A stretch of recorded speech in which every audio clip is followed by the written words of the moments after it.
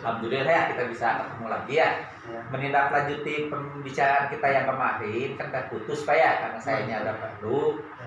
Ya dan kebetulan nih Pak, saya sedang dalam proses pendidikan guru PMK dan saya mendapatkan tugas untuk melakukan coaching ya. Kita kan mau coaching nih Pak ya sesuai perjanjian kita. Akan tetapi saya mohon izin jika pembicaraan ini akan direkam untuk kepentingan tugas di pendidikan guru PMK dan nantinya akan di-share di komunitas guru PMK.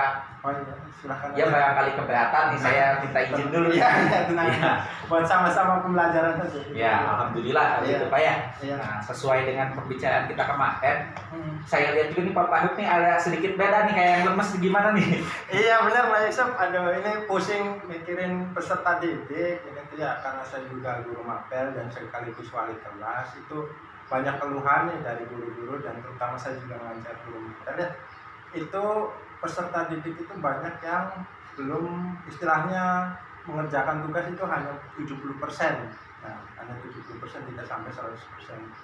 Nah, di masa pandemi ini ya karena kendalanya mungkin pembelajaran jarak jauh. Anak kan kadang yang 30% ini kemungkinan setelah saya survei juga katanya banyak yang tidak memiliki HP, terkadang juga tidak memiliki kuota gitu. Jadi kita juga berkoordinasi dengan guru mapel, dengan kurikulum juga semua yang ada di stakeholder di sekolah supaya bagaimana nih supaya pembelajaran tetap anak kesampai dan nilai pun di kita itu masuk. Jangan sampai ketertinggalan kasihan kan. Iya betul Pak. Saya juga sama merasakan Pak. Nah jadi intinya tujuan biar nggak terlalu melebar kemana-mana nih. Jadi tujuan pertemuan kita kali ini berarti membahas tentang apa Pak? Tentang supaya pembelajaran jarak jauh gitu ya. Pembelajaran jarak jauh yang lebih efektif dan ke anak juga tidak memberatkan. Jadi mengoptimalkan pembelajaran jarak jauh gitu Pak ya. Nah, kan kita bahas di sini adalah tujuan untuk pengoptimalan pembelajaran jarak jauh. Betul.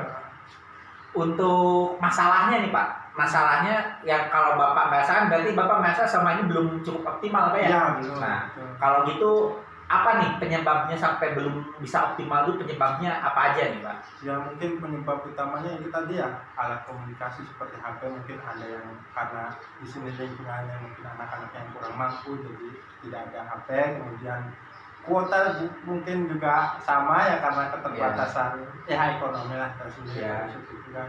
Ya mungkin dua itu aja. Kemudian kendala lagi ya anak-anaknya kadang responnya itu terhadap ini masih kurang, jadi kita harus memonitoring terus gitu istilahnya.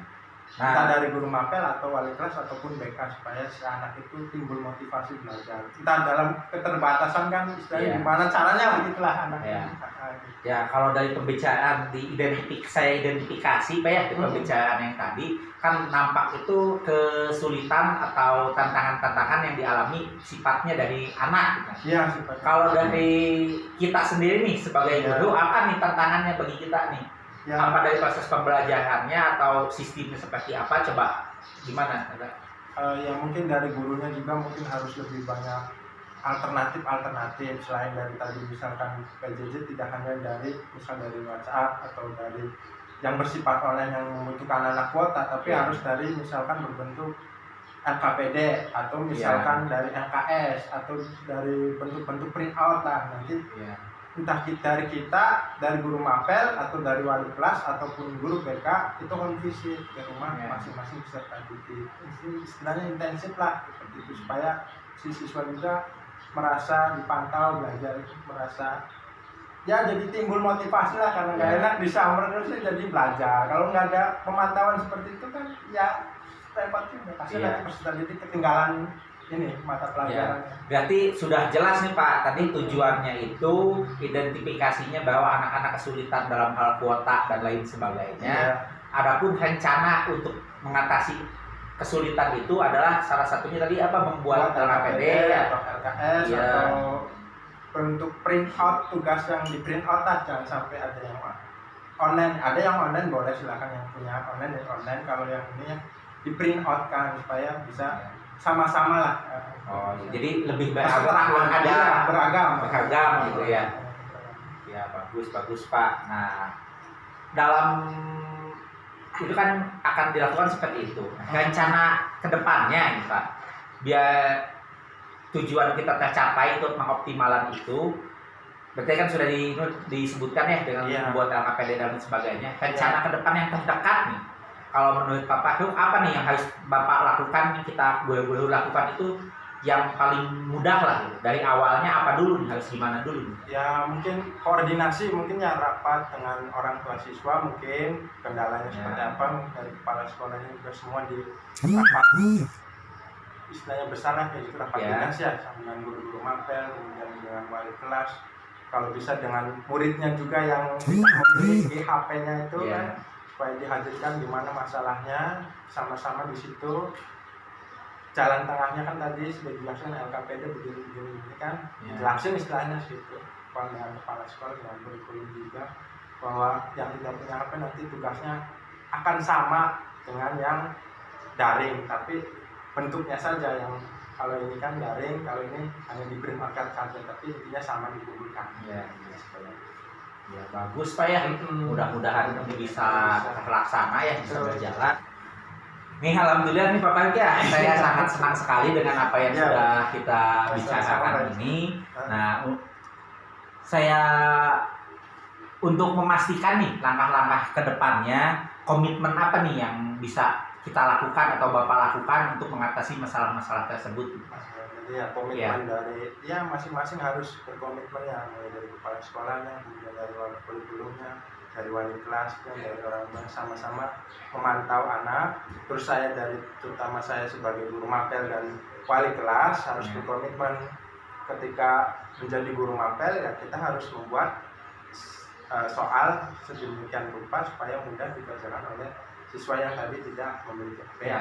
Komitmen untuk membuat LKPD semua dari LKPD bab 1 sampai bab terakhir, dan sekiranya ya semua bab masuk supaya anak juga kan tidak ketinggalan materi begitu. Nah sebagai wali kelas komitmen ya kita harus mau tidak mau memantau anak yang tidak punya HP tersebut. Usahakan home visit dari rumah ke rumah, entah itu seminggu berapa kali gitu ke rumah anak ya, misalkan dalam seminggu paling tidak misal yang tidak punya HP 10 orang ya harus seminggu itu 10 orang harus kena semua. Paling tidak nanti kan pengumpulan tugasnya juga jangan sampai memberatkan anak kita pasti. Ya bagus sekali Pak ya. Saya senang nih dengan apa yang kita bicarakan. Mudah-mudahan dari tujuan kita tadi untuk optimalisasi PJJ Pak ya. Dengan identifikasi masalah anak-anak tidak semuanya mempunyai kuota dan gadget.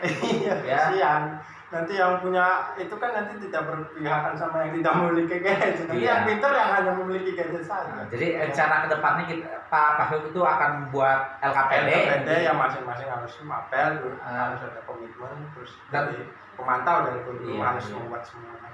Ya bagus Pak ya. Mudah-mudahan ini bisa dilaksanakan ya Pak. Betul.